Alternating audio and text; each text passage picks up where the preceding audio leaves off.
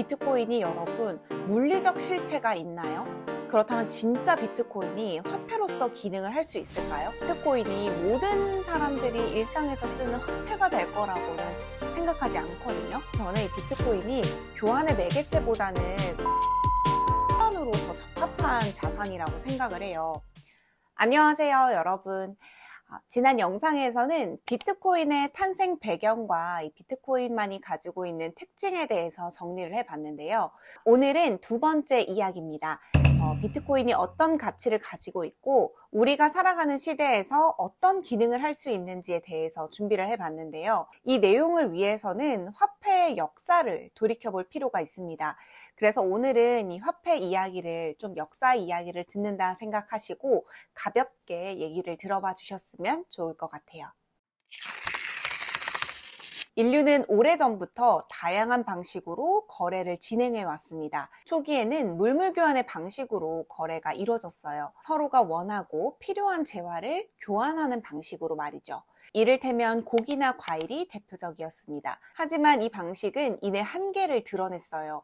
서로가 원하는 게 뭔지 정확하게 맞추기 어려웠던 거죠. 그렇기 때문에 금이나 은 같은 귀금속으로 만든 주화로 거래를 하기 시작했어요. 이때부터 국가 간 무역 거래도 활발해졌어요.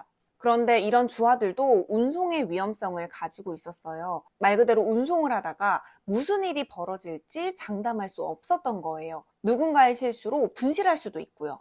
그래서 이런 위험성을 해결하고자 나온 게 바로 환어음이라는 거예요.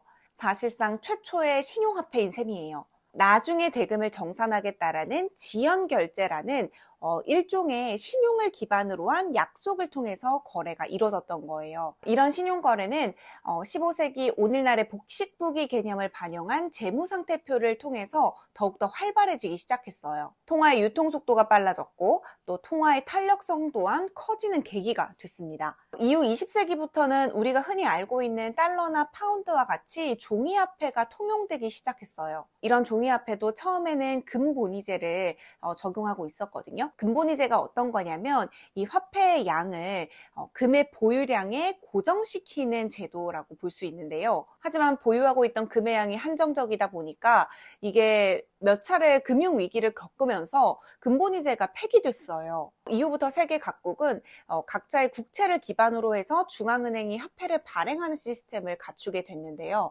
그러니까 중앙은행이 화폐를 발행하고 이 통화량을 조절하면서 은행이라는 것이 개인, 또 기업, 정부의 최종 대부자 역할을 한 거예요. 하지만 2007년 그리고 2008년 금융위기를 겪으면서 사람들은 중앙은행이 제공하는 유동성 시스템 자체에 대해서 신뢰감이 많이 떨어졌어요. 많은 사람들이 이 정부가 발행하고 있는 이 화폐라는 시스템을 믿을 수 있을까라는 의문을 품기 시작한 거예요. 그런데 사실 이 법정화폐라는 건 사실상 차용 증서나 다름이 없거든요. 거래를 하는 상대방이 당연히 돈을 갚을 거라는 이 신뢰를 기반으로 하기 때문에 당연히 미지급의 위험성은 항상 내포되어 있다고 볼 수 있습니다. 그렇기 때문에 이 법정화폐라는 건 신뢰를 할 수 있을 때만 존속이 가능한 겁니다.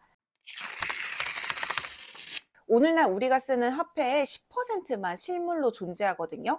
나머지는 거의 대부분 은행의 전산에 기록되어 있다고 보시면 돼요. 실제로 중국에서는 이미 현금이 사라진 지 오래예요. 우리도 마찬가지죠. 네이버페이나 카카오페이, 특히 저 같은 경우에는 삼성페이를 쓰고 있기 때문에 실물 카드를 들고 다니는 것도 잘 요즘에는 그러지 않아요. 잘 생각했을 때 현금이 꼭 필요할 때가 저는 장례식장을 가거나 결혼식장을 갈 때 빼고는 거의 없는 것 같거든요. 그렇다면 다시 돌아와서 이 비트코인에 대한 얘기를 해볼게요.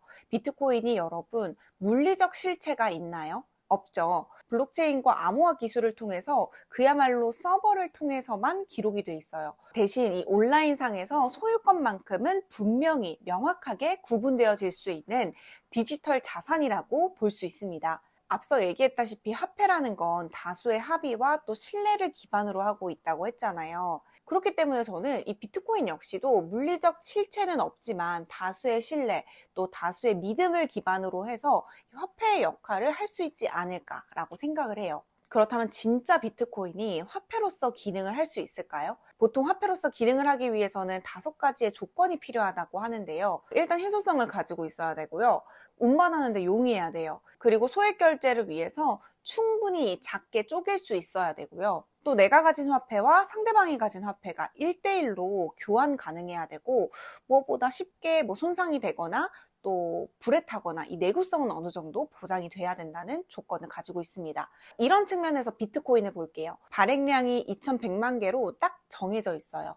그야말로 희소성만큼은 완벽하게 구현돼 있다고 볼 수 있는 거죠. 그리고 소수점 8자리까지 쪼개서 거래가 가능하고요. 당연히 물에 젖거나 불에 타거나 없어질, 손상될 가능성도 아예 없고, 운송도 너무 쉽죠. 상대방의 거래소 지갑만 있으면 지구 반대편도 인터넷만 있다면 충분히 쉽게 전달할 수 있습니다. 또 한국에서 채굴하든 미국에서 채굴하든 비트코인의 가치 자체는 동일하기 때문에 1대1로 가치 교환이 가능하죠. 물론 실시간으로 가격이 변동되다 보니까 화폐로서는 어떻게 보면 불안정한 측면이 많아요. 왜냐면 내가 물건을 살 때 가격이 너무 출렁이다 보면 불안해질 수밖에 없잖아요.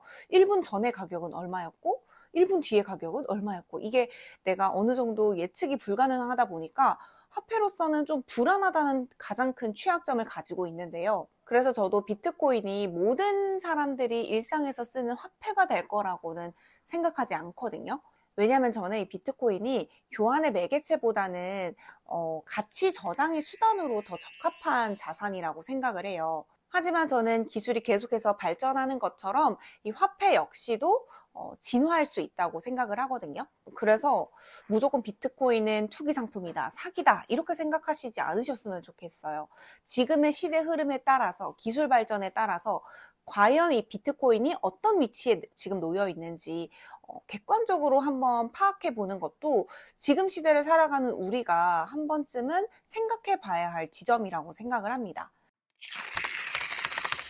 오늘은 화폐의 역사를 통해서 바라본 비트코인의 가치에 대해서 얘기를 해봤는데요.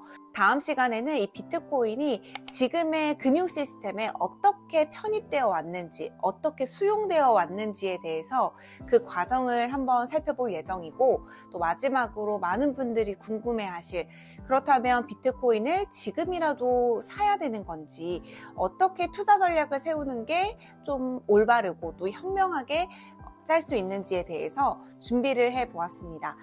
오늘 영상도 여러분들이 비트코인을 이해하는 데 있어서 많은 도움이 되셨으면 좋겠고요. 구독과 좋아요도 한 번씩 부탁드립니다. 그렇다면 오늘도 안녕.